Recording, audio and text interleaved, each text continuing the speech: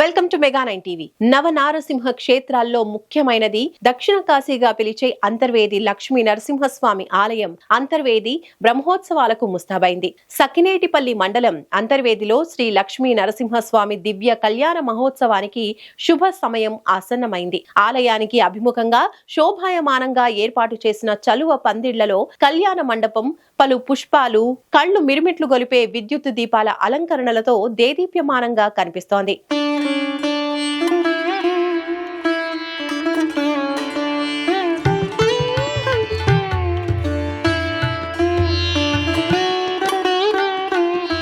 ఉభయ దేవేరులతో అంతర్వేది లక్ష్మీ నరసింహుని పరిణయ ఉత్సవానికి శుభ ముహూర్తం సమీపిస్తున్న వేళ ఎటు చూసినా ఆధ్యాత్మిక శోభ కనిపిస్తోంది. ఫిబ్రవరి 4 నుంచి 13 వరకు జరిగే స్వామివారి దివ్య కళ్యాణ ఉత్సవానికి తిలకించేందుకు రాష్ట్రం నలుమూలల నుంచే కాకుండా ఇతర రాష్ట్రాల నుంచి కూడా భక్తులు తరలి వస్తున్నారు. ప్రతి సంవత్సరం మాఘ శుద్ధ సప్తమి రోజున ప్రారంభమై మాఘ బహుళ పాడ్యమితో స్వామివారి ఉత్సవాలు ముగుస్తాయి. ఫిబ్రవరి 7 రాత్రి 12:55 శ్రీ లక్ష్మీ నరసింహస్వామి కళ్యాణ మహోత్సవం జరుగుతుంది. 8వ తేదీ మధ్యాహ్నం స్వామివారి రథోత్సవం, 12న ఉదయం చక్రవారి సముద్ర స్నానం నిర్వహిస్తారు.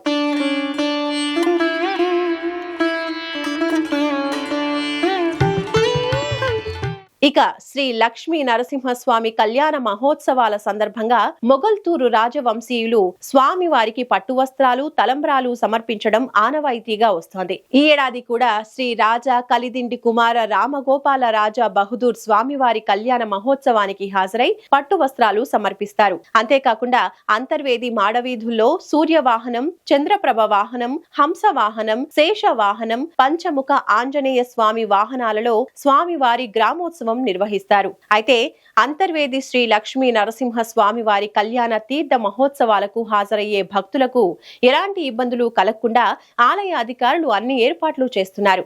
అలాగే అవాంఛనీయ ఘటనలు చోటు చేసుకోకుండా కలెక్టర్, ఎస్పీ, ఇతర అధికారులు ఆదేశాలు ఇస్తున్నారు. క్యూ లైన్లు, సముద్ర స్నానం ఆచరించే చోట బ్యారికేడ్ల నిర్మాణంతో సహా పకడ్బందీ ఏర్పాట్లు చేస్తున్నారు. స్వామివారి అక్షింతలు గతేడాది కంటే ఎక్కువగా భక్తులకు పంపిణీ చేసే విధంగా ఏర్పాట్లు చేస్తున్నారు. ఎక్కడా ట్రాఫిక్ సమస్య తలెత్తకుండా, అవాంఛనీయ సంఘటనలు చోటు చేసుకోకుండా వీలైనన్ని ఎక్కువ సీసీ కెమెరాలను కూడా ఏర్పాటు చేస్తున్నారు.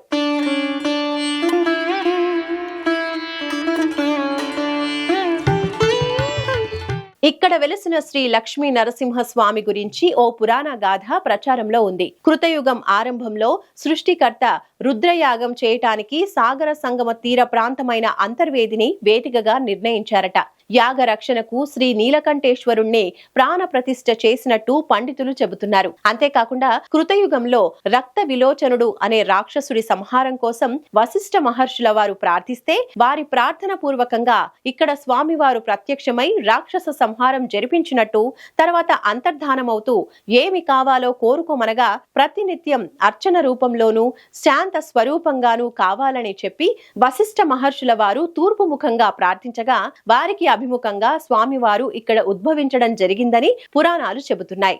బ్రహ్మ వేదికగా ఉన్న ఈ గ్రామానికి అంతర్వేదిక అని పేరు ఉండేది. కాలక్రమేణా అదే అంతర్వేదిగా రూపాంతరం చెందిందట. త్రేతాయుగంలో రావణాసుడి సంహారం తర్వాత రాముడు, ద్వాపర యుగంలో అర్జునుడు అంతర్వేది శ్రీ లక్ష్మీ నరసింహస్వామిని దర్శించుకున్నట్టు బ్రహ్మ పురాణంలో ప్రస్తావన ఉంది. కలియుగంలో మందపాటి కేశవస్వామి అనే యాదవుడు గోవును మేపుకుంటూ పొదలమాటున ఉన్న స్వామిని చూసినట్టు పురాణ ప్రతీతి. శాలివాహన శకం 1745లో ఓడల రేవుకు చెందిన కొప్పనాతి కృష్ణమ్మ అంతర్వేది ఆలయం నిర్మించినట్టు చరిత్ర చెబుతోంది.